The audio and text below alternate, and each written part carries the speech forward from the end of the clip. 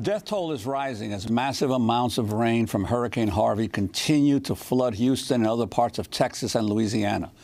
The Houston Police and Coast Guard have rescued over 6,000 people from their homes, but many remain stranded. Meteorologists forecast another foot of rain could fall on the region in the coming days. Almost all of the city neighborhoods were impacted by the flooding. 55 inches of rain over 2 days. We get 52 inches of rain over a year. Houston is flat. It's only like 55 feet above sea level. And we don't have the best drainage system. The highways were flooded all around. Houston is an automobile-dependent city. And when cars are stuck in 12 feet of water and people are trying to get out, there's no way. We have neighborhoods that were affected by overflowing reservoirs. We had neighborhoods that were affected by overflowing bayous. And then we also had neighborhoods that were affected when the city decided to open dams and release water from these bayous. And that water filled up neighborhoods also. It was almost like a water wheel. Part of that storm was in the Gulf and the other part was on land. And as it turned, it was just kicking water off the Gulf right onto the land. Finally, it came to Port Arthur, Texas. It rained like I had never seen before. The raindrops were so tight, it almost looked like it was foggy outside. Port Arthur sits within a levee itself, almost like a bowl. The pumps were not operating. They pumped the water out into the ship channel. Thousands of people lost their homes. Even some of the houses that were in high plain areas were flooded that wouldn't have flooded ordinarily. I'm 6'2". The water was up to my waist. The whole house was flooded out. Everything is destroyed. Then I noticed there was a light on under the water. And then it dawned on me, wait a minute, the electricity is still on. How I didn't get electrocuted, I have no idea, but I give all praises to God. So if you're ever in a flood situation and your home is flooded, always check your electrical box first. Harvey exacerbated and compounded the inequality that existed before the storm. When it comes to environmental impacts, nobody has been impacted more than people of color, because we were the ones traditionally and historically placed in areas that were deemed unsafe to live. Next to the wastewater treatment facilities, next to the refineries, next to the chemical plants, intentionally placed there. And there are records to prove that. You're talking about flooding plus the pollution and the emissions from shutdown, startup of these refineries, these chemical plants, and many of these hazardous waste sites, we call them Superfund sites. These are sites that were so dangerous that they had to be placed on a list of the U.S. Environmental Protection Agency. Many of them flooded. The neighborhoods that have the higher tax property values, they tend to get the assistance faster and first. So it is up to you to get up and take steps towards your recovery and to help your neighbors that need assistance. The worst thing a capitalist society can do is leave people alone to figure it out, because then they figure out they don't need you.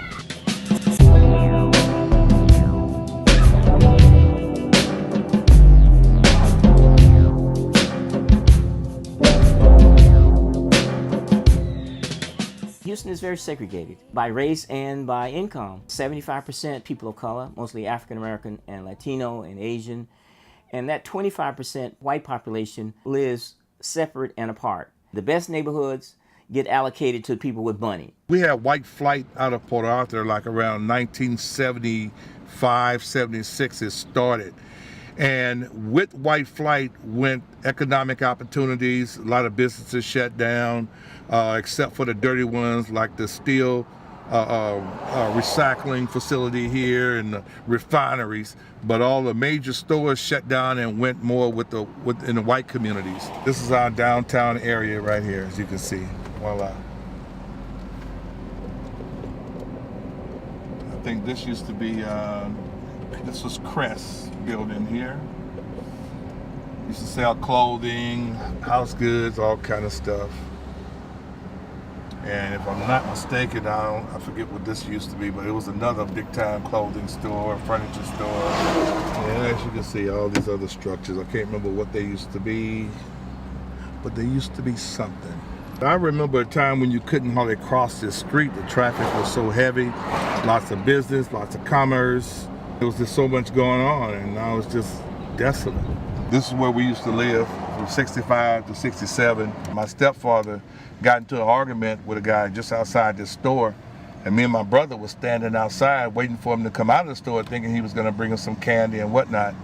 And so the guy shot him 5 times right there, and me and my brother witnessed the whole thing. And ironically, I lost my mother to domestic violence as well, shot point blank range in her temple. So gun violence is nothing new in our community. It's been going on a long time. But as long as we kept it in our community, no big deal. Black on black crime, barely an investigation. Blacks had to live on this side of the railroad tracks back in the 50s, well into the 60s. Every now and then you have some white guys that have come through here and run us off the road, and we have to jump down in that trench, or they'll throw something at you. Fucking niggers! I mean, it was common. But if we went to their community and did that, somebody would have got killed. Italians had to deal with a form of racism when they learned to stand up and fight and kill or be killed for themselves, you know. And the African Americans never had that opportunity, because if we ever stood up and one white person gets killed, what happened? They come to the community and hang about 40, 50 people, women and children. It's horrible to look at. White folks standing at the base of it, looking up at them, eating popcorn. One man was torched in front of kids, and still had the rope around it, and they set the body afire where everybody's laughing and parading around the body. I mean, I couldn't do that to my enemy. What kind of a person would do that? And even today, now look at what's happening. Our young people getting shot down don't even have a damn gun. One of the reasons why Black Lives Matter slogan exists, because we are treated as if it don't. Even just without seeing unarmed Black people get killed every week on TV, you already have this post-traumatic stress that if you don't tread lightly, if you don't walk carefully, you can find yourself in a world of trouble. And it could be anything, where you talking about, when we talk about marginalized people, a traffic ticket could destroy someone's life. With the way our justice system works, we have people that go to jail for misdemeanors and sit there for years waiting on a hearing for a misdemeanor because they can't make bond. So if I get a traffic ticket and I can't afford to pay it, now I got a warrant for my arrest. Like, that's ridiculous to me. And these are the things that keep people back from seeking help. This is the south side of the west side. Now, this community here was full of retired teachers and policemen and refinery workers. Now, most of your African-American workers or Black workers that worked out there, they couldn't hold operator jobs. They were discriminatory against African-Americans being members of the unions. And if you can't be a member of the union, you couldn't work. Only thing they could do is clean out the oil tanks and do the dirty, subservient work. But they got really good pay compared to the rest of the West Side citizens. A lot of these homes have been here since the 50s. And more and more information came out about the toxic emissions from refineries, the more and more people wanted to get out. But those folks who invested everything into their brick homes, well, you can't really pick up that home and leave. And they really couldn't afford to go to another community and buy a house of that quality outside of West Port Arthur. So many of them were stuck. As you can see, bam, refinery, home. Now look at the storage tank over there in reference to the homes. That's millions of gallons of fuel. One of them it can melt a car 2 blocks away from it. What do you think will happen to these houses? These people wouldn't stand a chance. We had a incident in our ship channel where a ship and a barge collided, and the ship was carrying fuel, and all the fuel wasted out into the ship channel in 2010. And the aroma from that 5 blocks away came into the community. It's almost like you're pumping gasoline, and you couldn't get out of the plume. Now, if you notice, you still have that refinery always in view. And whenever that south wind is blowing and there's something going on at the plant, this area here gets smoked out. Cancer rate is high out here as well. Bronchitis, asthma is always there, and not to mention diabetes. You know, people have to get their blood cleaned all the time. Or, you know, they got a system now, it's got so many people around here with diabetes to where they got a system set up to where you could clean your own self out at home. Clean your own blood by hooking up the syringes. I think one of the things that have aided me in the years is the fact that I was gone for 19 years. But I had to count the number of classmates from the class of 1978 that I personally know that have died from cancer. We're in the ballpark of about maybe 13 or 14 of our classmates that have died from cancer. Starting with Jennifer Benson, she was 25 years old.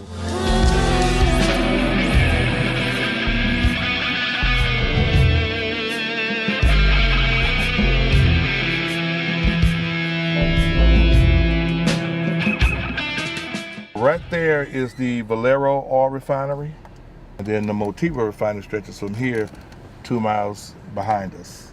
This is where the Carverter's housing project was.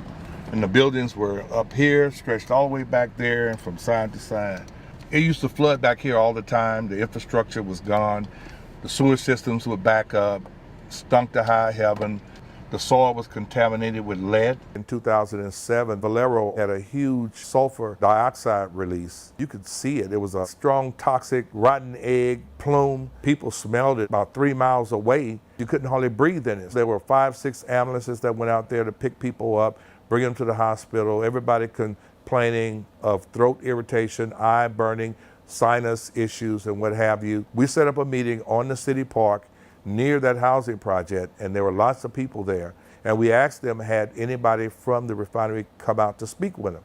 People were like, no, nobody had come out. We did a protest, a march, and what have you. And so finally the industry came out and they held a big meeting speaking about how the plant worked. And the mayor's just giving her spiel on what a great company this is, blah, blah, blah. And I just went up on the stage. I said, we came here to find out specifically, how do you plan to compensate the citizens who are impacted by that toxic release? How do you plan to take care of the medical bills that were incurred due to this impact? We continue to push for them to do things in the community. Finally, each individual that was impacted got compensated. A few years down the line, they got a clinic on the west side. We got a large amount of toxins taken out of the air because of our actions by forcing them to put in the flare gas recovery units and sulfur recovery units.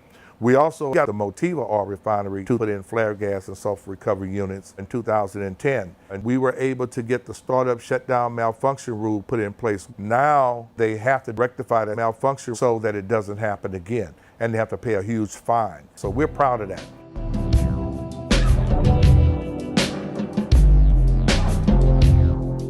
I was born right out here, and so that's why it was bittersweet for me to see it torn down, even though I was a part of advocating for it to be torn down. This week made 1 year since a German pellet silo caught fire. The silo burned for months and eventually collapsed. The smoke causing problems for the people that live close. The German pellet company make wooden pellets to burn for heating in Europe. And they have these huge silos that they store all these wooden pellets in. One silo caught on fire and the smoke built up into the community, maybe about 3 or 4 stories high. They didn't want to lose their material, so they allowed it to burn. They finally let it burn so much to where the metal got weak on this giant silo and it collapsed. The smoke was full of formaldehyde and other dangerous toxins. And because of that, a lot of folks went to the hospital. Houses were uninhabitable for a long time because of the odors in the homes. So we have to spend our own money. This is why we had to enter into litigation. We set up camp right here and we protest from this area all the way down to the gate of the port, protesting against German pellet. The fire started in April 2017 and it just smelled like wood was burning well into August, shortly before Hurricane Harvey hit. So when Hurricane Harvey hit, now here comes smoke and other toxins from our refineries and our chemical plants. So it's just been one thing after another. When the hurricane first hit, my neighborhood has 2 sections. It has an older section, and it really looks like they built a neighborhood on top of a giant retention pond, and so it floods really easily. We knew that section of the neighborhood was gonna flood. We weren't sure about our section. The rain finally stops, and we can walk outside. You go outside, and I can go to one end of my block, and I can go to the other end of my block, and everything else is water.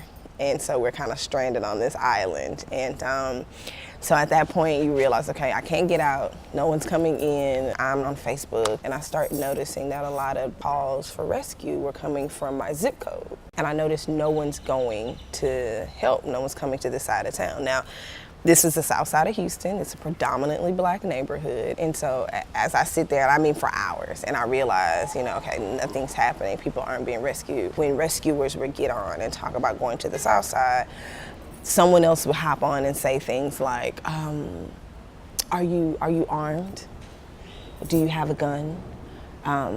What are your assets? And so to me, that immediately ticked the box for me, like, oh, this is coded language for danger, like a coded way to say, like, hey, don't go over there.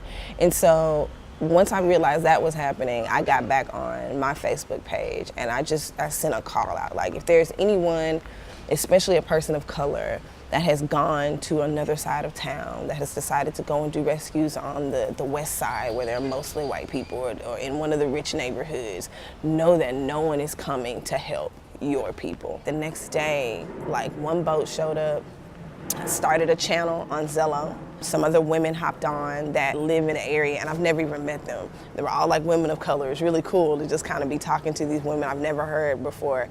And so we're on there, we're taking names. I downloaded all the names and addresses that were in the area that were on, the Zello app, downloaded all those things. And we were calling families, are you still in need of rescue? We were, trying to coordinate if there's someone disabled, if they're, so we're doing this entire big process. And then all of a sudden the phone starts ringing and people start calling and saying, hey, I'm at your rally point. I've got a boat. Oh, I'm at your rally point. I got dropped off. I don't have a car, I don't have a boat, but I'm ready to get on a boat. And so my operation cleared 75 families. And once we were done with that, we literally cleared the entire South Loop. A friend of mine that knows Andrew Cobb, which is another one of the co-founders of West Street, and he introduced us, and Andrew was like, what do you need? We got tons of people donating things. Andrew sent me a furniture box truck full of supplies and hopped in the truck and drove down into flooded neighborhoods and dropped off supplies and things. We went back out to help them clean their homes out then after the fact, and then we were doing food, working with Food Not Bombs, packaging up tons and tons of meals and driving them down into these neighborhoods. It's been a really interesting start, to say the least, but it's kind of one of those things where it wasn't like, we sat down and we had this meeting and we decided this is what we were gonna do. By the time we sat down with one another, it was like, all right, guess we're doing this. The times, the rose that grew from concrete in the twilight, darkness comes at the end of every day. It's a suburb area called El Vista, predominantly African Americans that've been here maybe 4 or 5 generations that had to live in those marshy areas. Black farmers that came from Louisiana, Mississippi, who loved farming. This was the land that they were able to purchase, and they used to raise cattle out here, horses, pigs. The water in those homes were 6 to 8 feet high. People almost lost their lives. The Cajun Navy went out into those communities in boats rescuing people that were trying to walk their way out of that flooded area that was still stuck in their homes. Some people were on their roofs. Of course, our vans couldn't make it down off the freeway into those neighborhoods because the neighborhoods sit down below the highway, maybe about a good 7 to 8 feet. And so the boats would bring the people up to the road, and then we would help them in the vans and bring them to a shelter. Soon all those places became too crowded, and they ran out of food, and things were getting very chaotic. There were lots of people that left Port Arthur and went to Louisiana. Port Arthur is home to more than 57,000 residents. After Harvey, we've gone down to 50,000 residents, fall below that 50,000 mark, and then we will be deemed a rural community, which means we will lose federal funding and possibly lose state funding. Many low-income families and working-class families don't have flood insurance, and in many cases don't even have homeowners insurance because of racial redlining, where many insurance companies don't insure families in neighborhoods that they consider high risk. We're talking about neighborhoods, for example, in the last 3 years, neighborhoods that have flooded when it rained. Not a Harvey,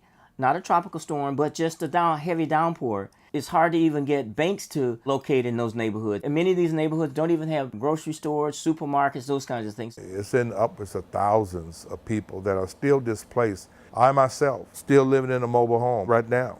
To have our property back up to par, it would take an upwards of $39,000. and FEMA gave us $22,000.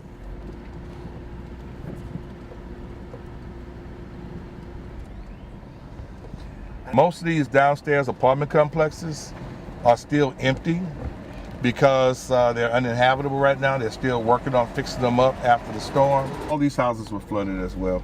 It may appear as if everything's back to normal, but some people are just sitting in there with a lot of work to do. You see the sheetrock, don't look like there's no work being done anywhere. Many of these folks who own these homes are elderly folks who have retired, was living on fixed income, and now they find themselves without a home all over again at 75, 80 years old, wondering where they're gonna go and how the hell they're gonna get out of their daughter or their nephew's or cousin's back bedroom. This is Prince Hall, another government housing project built for African Americans. All these downstairs are empty due to Harvey. This is a ghost town of a place. Usually before the storm, you see kids running around, playing, you see people outside. And so this is the epitome of what it's like throughout Port Arthur. This is just a more concentrated area. This is one of the areas that was hit the hardest. Hurricane Ike hit in 2008. Many people never did get compensated for that properly, if at all. And I'm afraid the same thing is gonna happen with Hurricane Harvey. The FEMA blue tarp from 2008. It's like 10 years on these people's houses still. Right. And there's quite a few houses like that. These people have just mucked their house. Like the storm was 8 months ago, you know, and those are the flooded materials from their house. These houses have been mucked, but as far as I know, there's not necessarily a plan to rebuild them. And we see a lot of houses on this street that are actually just empty. There's no walls, there's no flooring, there's just framing. And also I think that these for sale signs and the we buy houses for cash signs are important too. There's weird speculative stuff that's going on. Sometimes someone might sell their house because they just feel desperate and it's not a good choice for them. There has to be a just recovery and equitable treatment. We formed this new coalition called Coalition for Environment, Equity, and Resilience, CERES, made up of academic institutions, non-governmental organizations, environmental justice groups, civic clubs, neighborhood associations, housing groups. When we talk about Harvey and just recovery, it's flooding plus pollution plus dealing with affordable housing issues. The communities that are most impacted, have them in the room talking about what kinds of plans are needed, talking about how we're going to build our infrastructure, from our housing to our businesses to our transportation systems, all of that, roads and bridges, built in a way that allow us to keep our natural areas that absorb the rain, as opposed to allowing developers to build in those areas like they've done over the last 30 years. Let's start to transition. Texas is a leader in oil and gas, but it's also a leader in wind energy. If we do it abruptly and oil and gas just goes away overnight, Port Arthur would no longer exist. We have to devise a plan in which we can help those folks transition from the oil and gas industries to using those same skills for renewable energy. I can feel it, the sun's about to rise.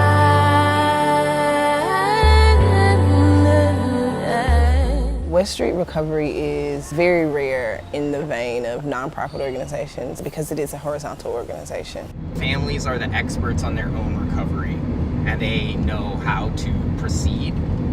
And so we try to make the recovery community-led. So this is Mesa, and this is the main street that we work off of. This is called the Lakewood neighborhood. We rebuild someone's house, and then they work with us on their neighbor's house. And then they both work with us on the third neighbor's house. One of the issues that we have is that we don't actually have the budget to fully rebuild people's homes. So we help people apply to get into the systems of bigger groups and navigate the bureaucratic processes. You come to this ivory tower with billions and billions of dollars in aid to assist you, and they tell you, we need your deed, we need your tax records, we need your proof of income, we need this, we need that, and folks are like, look, I lost everything. I don't know where any of that is. And you have some folks, they got the house because their parents died and they kept living in it. And so no one's told them how to transfer a deed. simple things. When you should be able to go and get help, you have to think first about all these other class-based, things that could happen, race-based things, immigration status-based things, all these things that would disqualify you, or you may reveal something that puts you in another kind of trouble you don't want to be involved in. So you just withdraw from the process altogether. You don't want to be bothered with it. No organization in their right mind is going to publicize like, hey, we take undocumented people, because then the government will be breathing down their neck. So it takes folks like us to go out and reach out and connect those dots. And then we also sort of make demands on the bigger groups like, look, this process is unreasonable, which you have. And we've had some success at actually getting those groups to change what they're doing by saying that. A lot of folks you meet, they're working overtime, double time, 3 jobs, just to get money to fix the house. You can't fix the house if you're working 3 jobs. People were staying in these 1.5-star, 2-star FEMA hotels, but you weren't even in your own neighborhood anymore. And then you tell people that they gotta be home when somebody comes by to look at the house, but you move them an hour away and they don't have a car. So how are they gonna be home? So then most of them, if they are proactive citizens, then they just live in the home, or they live in a tent on the property. You guys Petra has a lot of dogs and chickens. This is where they've been living for most of the 8 months. We live outside 6 months outside. Then we come back inside for 2 months. These people, Pastor Army, promised me, we almost done. Only the kitchen and the bathroom we need to be done. They say, oh, look at this. You got a lot of more. What do you think if we knock down everything? But I say, and how long is it going to take you, to build that?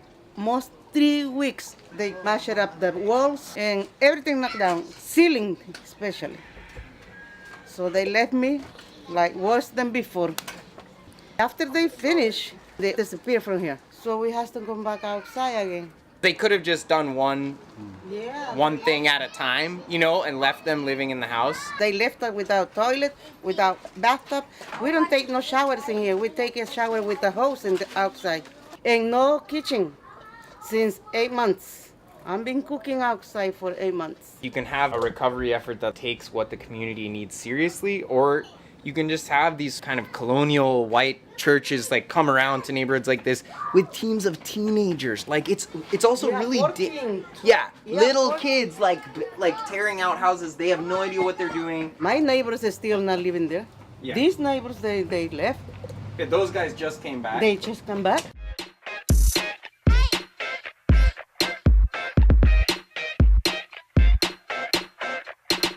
We work in solidarity with communities.